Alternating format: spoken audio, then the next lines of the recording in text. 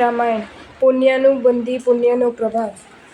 પૂર્વના પુણ્યયોગે દુનિયાની સહાયથી તો મળ્યા વિના રહેનારી નથી, પણ પુણ્યાનુબંધી પુણ્યથી મળેલી સામગ્રી આત્માને એક નથી કરતી. પાપાનુબંધી પુણ્યથી મળેલી સામગ્રી આત્માને બેહોશ કરે છે. એટલા જ માટે પુણ્યમાં રહેલા અંતર સમજવું જરૂરી છે.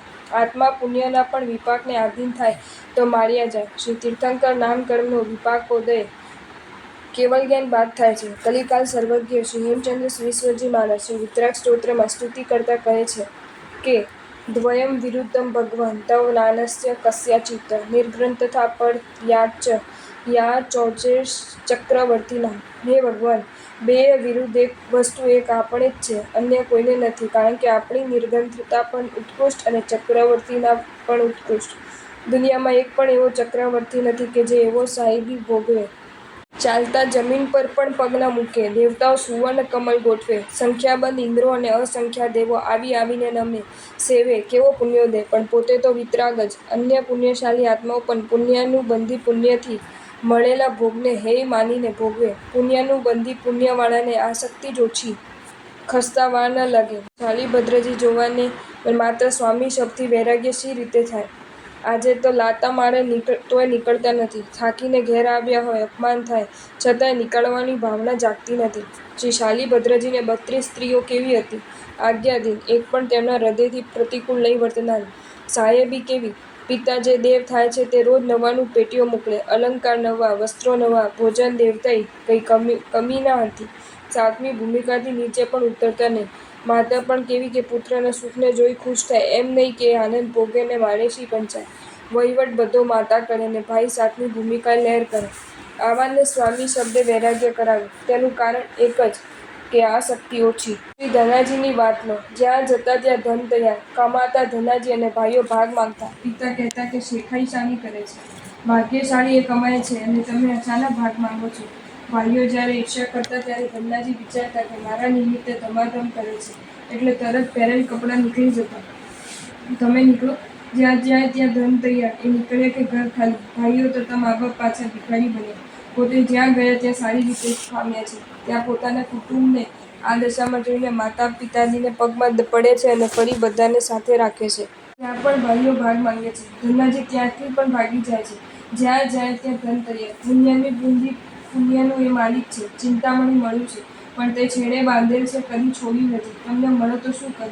ન કહેવું સારું. કહું તો સહન નહીં થાય. આટલામાં તો આંખો ઊંચો થાય છે અને છાતી વેઠ ફૂલે છે. તો અધિક મળે તો શું થાય? ચિંતામણીની વાત જ છે. પુણ્યાનુબંધી પુણ્યવાળા એ આત્માઓ જો ભોગાદિકને સેવતા તે પણ હેય માનીને, પાપને પાપ માનતા, માટે તો ભોગ સેવતા છતાં પણ તેટલા બંધાતા નહોતા. શ્રી જંબુકુમાર કેટલા પુણ્યશાળી! 8 કન્યાઓ સાથે વિવાહ થઈ ગયો છે. ભગવાન શ્રી સુધર્મા સ્વામી મળ્યા. પહેલી જ દેશનામાં ભાવના ફરી. આવું છું કહીને ઘર તરફ ચાલ્યા. પણ દરવાજા સુધી આવ્યા ત્યાં પળચક્રના ભયની વાત સાંભળી એમને થયું કે વખતે ફસાઉં ને પ્રાણ નાશ થાય તો આધાર શું? પછી આવીને ભગવાન શ્રી સુધર્મા સ્વામીજીને કહ્યું કે ચોથું વ્રત આપો. ચોથું વ્રત લઈ ઘેર આવ્યો. માતા પિતાને કહ્યું કે મને આજ્ઞા આપો, મારે દીક્ષા લેવી છે. મા બાપની એકનો એક દીકરો છે. 99 કરોડ સોનૈયાના માલિકના છોકરાએ આ કર્યું. એટલે મા બાપને લાગે તો ખરું, પણ એ ભગવાન શ્રી મહાવીર દેવના ભક્ત હતા. એમને જંબુકુમારને કહ્યું, વત્સ, તારી ભાવના ઊંચી છે. હવે એમાં તને એ ભાવનાથી માટે તારો આત્મા પુણ્યવાળો, પણ અમારા મોં છૂટતું નથી, માટે હાલ નહીં બને. જંબુકુમારે કહ્યું, પિતાજી, મારે જરૂર જવું છે. હું રહેવા ઈચ્છતો નથી. પ્રથમ મા બાપે ખાનગીમાં વિચાર કર્યો કે આ જંબુ હવે રહે એમ લાગતું નથી. એને વૈરાગ્ય થયો છે, એમાં શંકા નથી. એક રસ્તો છે, રહે તો ઠીક, નહીં તો પછી રોકવો નહીં. આ નિર્ણયથી ફરવાનો નહીં. મા બાપે કહ્યું કે વત્સ, જેની સાથે તારા વિવાહ થયા છે તે 8 કન્યાને તું પરણ. એક રાત ભેગો રહે, પછી ખુશીથી તારે જવું હોય તો અમારી રજા છે અને તારી સાથે અમે પણ આવીશું. શ્રી જંબુકુમારે માન્યું કે 8 તો શું, 800 હોય તોય શું વાંધો છે? એમને પોતાના બળની ખાતરી હતી. વૈરાગ્ય બળવત્તર હતું, માટે એટલું કબૂલ્યું, નહીં તો કબૂલવાનો કંઈ કાયદો નથી. જંબુકુમારે તો વિચાર્યું કે સવારે માતા પિતા પણ તૈયાર છે, તે પણ ઉપકારી છે, ને વળી પેલી 8 તૈયાર થાય તો વધુ સારું. કબૂલ કર્યું. મોટો વરઘોડો ચડ્યો. 99 કરોડ સૈન્યના સ્વામી પરણવા જાય. એના વરઘોડામાં કમી ન હોય. ત્યાં જંબુકુમાર વિચારે છે કે આ વરઘોડો તો વિષય કસાયનો છે.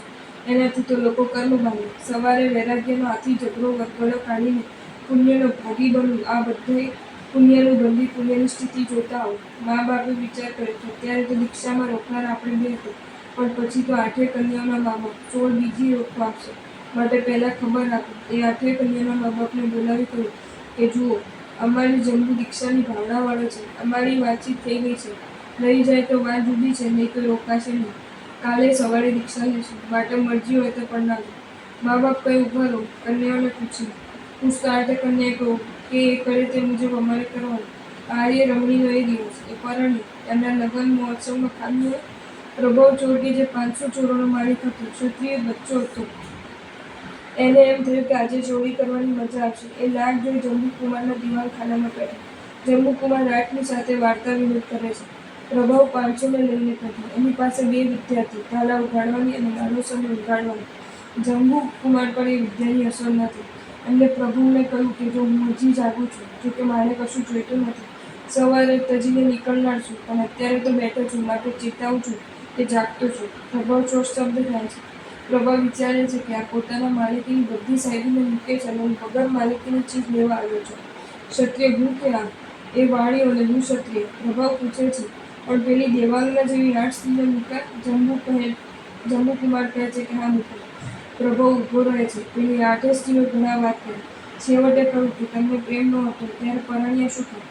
જંબુકુમારે કહ્યું, મને તો પ્રેમ નથી, પણ તમને પ્રેમ હોય તો હું કરું તેમ કરો. પેલી 8 કહે તૈયાર છે. પ્રભાવ કહે હું પણ તૈયાર છું. પેલા 500 કહે અમે પણ તૈયાર છીએ. વહેલી સવારે મા બાપે પૂછ્યું કેમ? જંબુકુમાર કહે તૈયાર છું. મા બાપ કહે અમે પણ તૈયાર. 8 સ્ત્રીઓના મા બાપ પણ તૈયાર. પુણ્યનું બંધી પુણ્યનો યોગ આવો હોય. શ્રી જંબુકુમારે આ રીતે 527ની સાથે દીક્ષા લીધી. પૂર્વે બાંધેલા પુણ્ય યોગે બધી ભોગ સામગ્રી એકત્રિત થતી જાય છે. એ સમજાઈ ગયું કે પુણ્યનું બંધી પુણ્યને પણ જરૂરી માનનારો આત્મા એ પુણ્યથી મળેલ ભોગને તો ગયા જ મળે. પુણ્યનું બંધી પુણ્યની જરૂર શા માટે? એ જ માટે કે એ વળાવું છે. સંસાર રટવીને બાંધવા પુણ્યનું બંધી પુણ્ય એ વળાવવાનું કામ કરે છે. યોગ્ય માર્ગ સુધી પહોંચાડે, આપણે સ્થાને પહોંચાડવાની તૈયારી કરી. એટલે એના યોગ્ય મળેલી સામગ્રી ખસી જાય, વળાવવાથી સાવધ રહેવાનું. વળાવવાને ખાવાનું દેવાય, પીવાનું દેવાય, રાજી પણ રખાય, પણ અસલ માલ બતાવાય નહીં. એની જાત જઈ. જેમાં ચોર પાકે છે એ. વાઘને પાળનારો વાઘને રમાડે, પણ પોતાની ચામડી ન ચાટવા દે. કેમ કે વાઘમાં એ ગુણ છે કે ચાટતા મીઠાશ લાગે કે દાંત બેસાડતા વાર ન કરે. તેમ જડ તે જડ, તે જ પૂતગલ તે પૂતગલ. આથી જ પાપને લોખંડની બેડી કહેવાય છે, ત્યારે પુણ્યને સુવર્ણની બેડી કહેવાય છે.